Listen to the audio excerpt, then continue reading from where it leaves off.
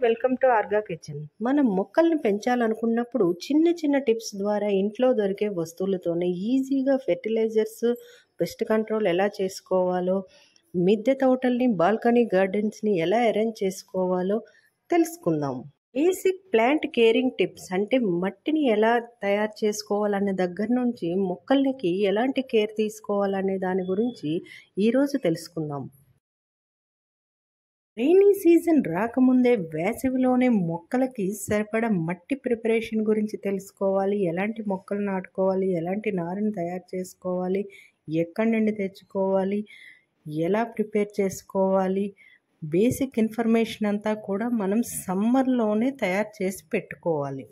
లో బడ్జెట్లో చేసుకోవాలనుకునే వాళ్ళు ముందుగానే అలర్ట్ అవ్వాలి. లేదు అనుకుంటే బయట నుండి దొరికిన ఆర్గానిక్ మాన్యూర్స్ని యూజ్ చేసి కూడా మనం ఈజీగానే గార్డెనింగ్ చేసుకోవచ్చు.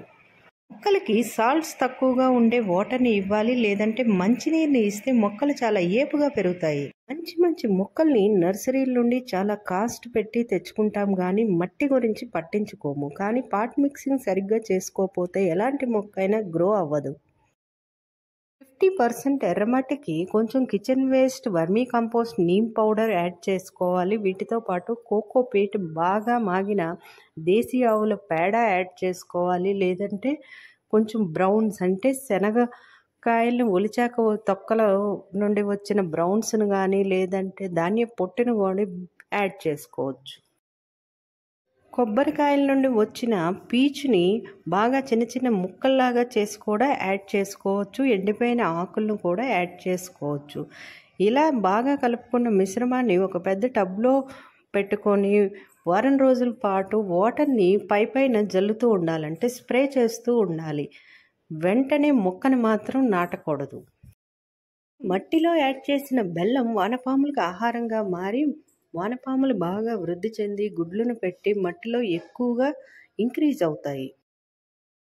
బిగ్ సైజ్ నర్సరీ పాట్ను కానీ లేదంటే గ్రో బ్యాగ్స్ని కానీ 100 రూపీస్ టబ్స్ని కానీ తీసుకొని లేదంటే ఇంట్లో ఉన్న ప్లాస్టిక్ డబ్బాలు ఏదైనా కొంచెం పగిలిన వాటిని కూడా యూజ్ చేసుకోవచ్చు.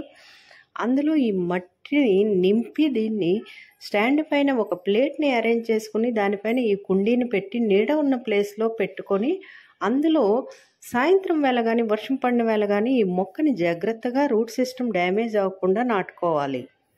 ఇలా నాటుకున్న మొక్క చుట్టూ ఎప్సమ్ సాల్ట్ కలిపిన వాటర్ను కానీ లేదంటే పసుపు లేదంటే దాల్చిన చెక్క పొడి కలిపిన వాటర్ను కానీ చల్లుకోవాలి. ఇలా చల్లటం వల్ల ఇందులో నేచురల్ రూటింగ్ హార్మోన్ లాగా పనిచేసి మొక్క ఎదుగుదలకి ఇవి దోహదపడతాయి.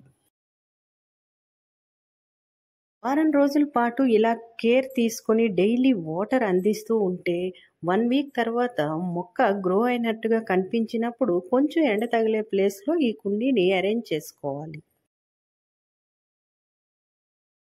15 రోజులకు ఒకసారి మొక్క చుట్టూ ఉన్న మట్టిని తవ్వి అందులో కిచెన్ కంపోస్ట్ని లేదంటే కిచెన్ వేస్ట్ని, ఈ కూరగాయల తరుగు, ఆకుకూరలు, పువ్వుల నుండి వచ్చిన వేస్ట్ని అంతా బాగా ఎండబెట్టి ఇవ్వచ్చు. లేదంటే ఏ రోజుది ఆ రోజు స్టోర్ చేసుకొని కొంచెం మట్టిని యాడ్ చేసి కంపోస్ట్ లాగా తయారు చేసుకొని కూడా మొక్కలకి ఇస్తూ ఉండవచ్చు.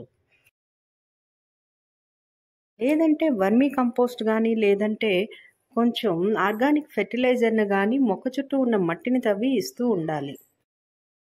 పూల మొక్కలకైతే బాగా పండిన అరటి పళ్ళని లేదంటే బాగా నల్లగా అయిపోయిన అరటి పళ్ళు అయినా అయితే ఇంకా మంచిది.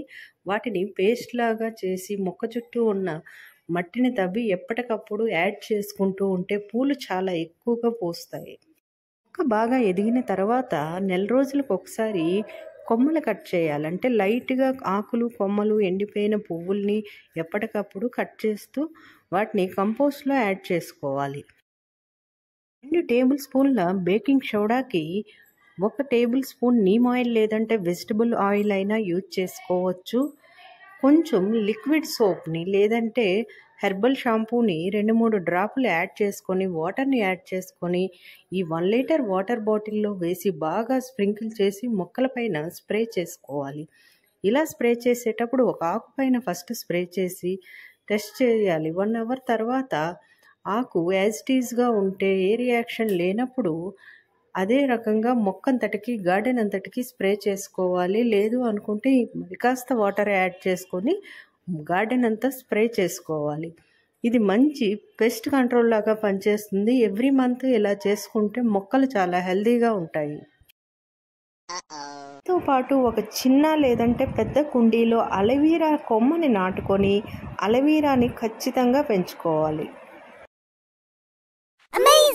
అలోవెరాలో రూటింగ్ హార్మోన్ ఉంటుంది, కూలింగ్ ఏజెంట్గా కూడా పనిచేస్తుంది. ఇది సమ్మర్లో మంచి లిక్విడ్ ఫెర్టిలైజర్గా పనిచేస్తుంది. దీనితో పాటు పెస్ట్ కంట్రోల్ కూడా చేసుకోవచ్చు.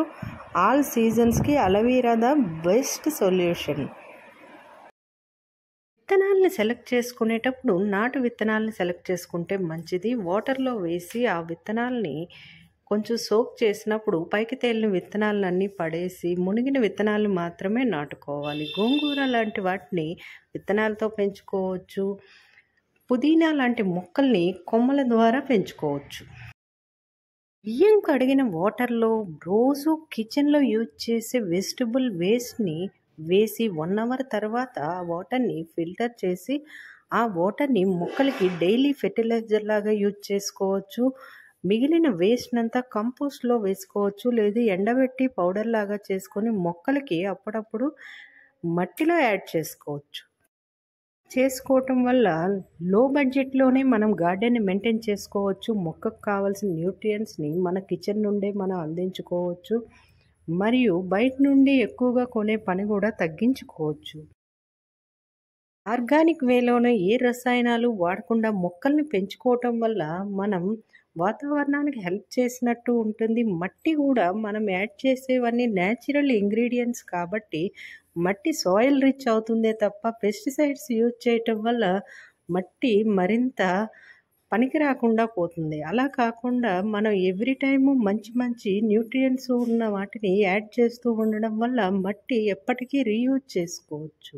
గార్డెన్లో బ్రైట్ కలర్ పూలు పూసే మ్యాక్సిమం ఎల్లో కలర్ పూలు పూసే మొక్కల్ని ఎక్కువగా పెంచుకోవటం వల్ల గార్డెన్కి ఇన్సెక్ట్స్ అట్రాక్ట్ అయ్యి బటర్ఫ్లైస్ వచ్చి పాలినేషన్ ప్రాసెస్ బాగా జరిగి పువ్వులు కాయలు బాగా ఎక్కువగా వచ్చి పూత బాగా వస్తుంది. తులసి, వట్టివేరు, పాండవబత్తి లాంటి మొక్కల్ని పెంచుకోవటం వల్ల వాటి స్మెల్కి పెస్ట్ కంట్రోల్ లాగా పనిచేస్తుంది. లెమన్ గ్రాస్ని ఎక్కువగా పెంచుకోవటం వల్ల గార్డెన్లో దోమలు రాకుండా చూసుకోవచ్చు. వీటితో పాటు ఎల్లో మరియు బ్లూ కలర్ స్టిక్కీ ప్యాడ్స్ని గార్డెన్లో అరేంజ్ చేసుకోవటం వల్ల పురుగుల్ని అట్రాక్ట్ చేసి మొక్కలపైన అటాక్ చేయకుండా కాపాడుకోవచ్చు. దేశీ ఆవుల యూరిన్ని కలెక్ట్ చేసుకొని దాన్ని ఒక బాటిల్లో ఉంచి దాన్ని అప్పుడప్పుడు వాటర్లో యాడ్ చేసుకొని మొక్కలపైన స్ప్రే చేస్తుంటే మొక్కలకి ఫంగల్ ఇన్ఫెక్షన్స్ రాకుండా కాపాడుతుంది. ఫెర్టిలైజర్ కానీ పెస్ట్ కంట్రోల్ కానీ లిక్విడ్ రూపంలో ఇచ్చేటప్పుడు మొక్కలపైన ఆకులు, పువ్వులు, కాయలు మరియు కాండం అంతా మొక్కంతా బాగా తడిచేటట్టుగా ఇవ్వాలి. సాయిల్లో కూడా అంటే మట్టిలో కూడా ఇస్తూ ఉండాలి. ఇలా అయితే మట్టిలో ఉన్న ఇన్ఫెక్షన్స్ కూడా పోతాయి, మట్టికి న్యూట్రియంట్స్ అందుతాయి. ఆర్గానిక్ ఫెర్టిలైజర్ని కానీ పెస్ట్ కంట్రోల్ని కానీ మొక్కలకి ఇచ్చేటప్పుడు 1 వారం ఇచ్చేసి నెక్స్ట్ వీక్ వెంటనే పురుగులన్నీ పోవాలి అని అనుకోకూడదు. 2-3 సార్లు ఒకే మంత్లో ఇచ్చేటప్పుడు మొక్కకు కావాల్సిన న్యూట్రియంట్స్ అన్నీ అందుతాయి. పెస్ట్ కంట్రోల్ కూడా ఈజీగా జరుగుతుంది. మొక్కలపైన వాలిన పురుగులు, చీడపీడలు అన్నీ కూడా ఈజీగా కంట్రోల్ అవుతాయి. చాలామంది ఒకసారి ఇచ్చి తగ్గలేదు అనుకుంటారు. మొక్కలపైన ఫెర్టిలైజర్ని కానీ పెస్ట్ కంట్రోల్ని కానీ 2-3 వారాలు లైన్గా ఇస్తూ ఉంటే మొక్క బాగా స్ట్రెందీగా తయారయ్యి చీడపీడలు కూడా చాలా ఈజీగా మనం తొలగించుకోవచ్చు. హాట్ మిక్సింగ్లో ఆ మట్టిలో నీమ్ పౌడర్ అంటే వేప పొడిని కలపటం వల్ల కాండం పురుగు పట్టకుండా, వేరు పురుగు పట్టకుండా మొక్కల్ని రక్షించుకోవచ్చు. మనం వంటల్లో ఎక్కువగా యూజ్ చేసే సోయా చంక్స్ అంటే మీల్ మేకర్స్ అంటారు కదండి, వాటిని హాట్ వాటర్లో వేసి కాసేపు ఉంచాక ఆ వాటర్ని పడేస్తూ ఉంటాము. ఆ వాటర్ని స్టోర్ చేసుకొని 1 లీటర్ వాటర్కి 20 లీటర్ వాటర్ యాడ్ చేసి మొక్కలకి మంచి లిక్విడ్ ఫెర్టిలైజర్ లాగా ఇవ్వచ్చు. లిక్విడ్ ఫెర్టిలైజర్స్ని మొక్కలకి ఇచ్చేటప్పుడు మార్నింగ్ టైం కాకుండా ఈవినింగ్ టైం ఇస్తే మొక్కలకి బాగా న్యూట్రియంట్స్ అన్నీ అంది బాగా ఏపుగా పెరిగి పూలు, కాయలు చాలా ఎక్కువగా వస్తాయి. దేశీ ఆవుల పేడని కొంచెం సేకరించి దాన్ని 20 లీటర్ బకెట్ వాటర్లో వేసి 1 డే ఫెర్మెంట్ అయ్యాక, అంటే ఒక రోజంతా అలా వదిలేసి దాన్ని అస్సలు కలపకూడదు. అలాగా నీరంతా పైకి తేటొచ్చే వరకు ఒక క్లాత్ని కప్పి వదిలేయాలి. అలా ఉంచేసిన వాటర్ని మొక్కలకి లిక్విడ్ ఫెర్టిలైజర్ లాగా డైలీ ఈవినింగ్ ఇస్తూ ఉండాలి. సమ్మర్లో ఇది చాలా మంచి ఫెర్టిలైజర్ లాగా యూజ్ అవుతుంది. మొక్కలు మంచి ఆకుపచ్చ రంగులో ఉంటాయి. మట్టి చాలా గట్టిగా ఉన్నప్పుడు ఈ మొక్కల ఎదుగుదల చాలా కష్టంగా ఉంటుంది. ఎందుకంటే మొక్క కింద ఉన్న రూట్ చుట్టూ ఈ మట్టి అంతా అతుక్కొని మొక్క ఎదుగుదలని తగ్గిస్తుంది. అందువల్ల ఇలాంటి వాటిని కోకోపీట్ని కానీ, ధాన్యం పొట్టును కానీ ఇలా మనం రీయూజ్ చేసుకోవచ్చు. వీటిని కూడా లేదు అనుకుంటే ఎండిపోయిన ఆకుల్ని, కొమ్మల్ని కూడా పువ్వుల్ని యాడ్ చేసుకోవచ్చు. అలా అయితే సాయిల్ కొంచెం గట్టితనం తగ్గి గుల్లబారి మొక్కలు బాగా ఎదుగుతాయి. కంపోస్టింగ్ కూడా బాగా జరుగుతుంది. ఇంటర్నల్గా మొక్కకు కావాల్సిన న్యూట్రియంట్స్ స్లోగా రిలీజ్ అవుతూ మొక్కకు అందుతూ ఉంటాయి. మొక్క చుట్టూ ఉన్న మట్టి పైన బొగ్గుల్ని కూడా వేసుకోవచ్చు. లైట్ వెయిట్ ఉంటాయి. లేదంటే కొంచెం లైట్ వెయిట్ ఉండే గులకరాలు, పెబుల్స్ అంటారు కదండి, కలర్ కూడా దొరుకుతాయి. చాలా డెకరేటివ్ ప్లాంట్గా కూడా కనిపిస్తుంది. ఇలా కూడా అరేంజ్ చేసుకున్న మనకి ఏంటంటే ఈ వానపాముల వల్ల రూట్ సిస్టమ్కి ఏరేషన్ జరుగుతూ ఉంటుంది. పైన కూడా కలుపు మొక్కలు రాకుండా ఉండి పెస్ట్ కంట్రోల్ బాగా జరుగుతుంది. మొక్కలకు వాటర్ ఇచ్చేటప్పుడు కొంచెం తడి పొడిగా ఇవ్వాలి. మరీ ఎక్కువగా వాటర్ ఇవ్వకూడదు, అలా అని మరీ తక్కువగా ఇవ్వకూడదు. ఈ మొక్కలకు ఇచ్చిన వాటరు డ్రైన్ హోల్స్ ద్వారా బయటకు వెళ్ళిపోయేటట్టుగా చూసుకోవాలి. అలా అయితేనే మొక్క బాగా గ్రో అవుతుంది. వాటర్ కేర్ తీసుకున్నాక మొక్కలకి సరిపడా ఎండ తగిలేటట్టుగా చూసుకోవాలి. సన్లైట్ 6 to 8 hours మొక్క టైపుని బట్టి అందిస్తూ ఉండాలి. ఇండోర్ ప్లాంట్స్కి అయితే సన్లైట్ ఎక్కువగా ఇవ్వవసరం లేదు. అవుట్డోర్ ప్లాంట్స్కి మాత్రం, బయట పెంచుకునే మొక్కలకి మాత్రం గాలి, వెలుతురు, వెంటిలేషన్ అంతా బాగా ఉండేటట్టుగా చూసుకోవాలి. ఈ వీడియో కనుక మీకు నచ్చినట్టయితే ప్లీజ్ సబ్స్క్రైబ్ ఆర్గా kitchen. Please like, share and make a comment on this video. ఈ వీడియోని మీరు లైక్ చేసినా లేదా సజెషన్స్ని కామెంట్ రూపంలో రాసినా కూడా యూట్యూబ్ మరికొంతమందికి ఈ వీడియోని రిఫర్ చేస్తుంది. ప్లీజ్ సపోర్ట్ మీ. మీరు ఈ వీడియోని కనుక లైక్ చేయాలనుకుంటే హ్యాండ్ సింబల్ పైన ప్రెస్ చేయండి. కామెంట్ బాక్స్లో సజెషన్స్ రాయండి. Please forward as many groups as possible. Thank you for watching. Have a nice day.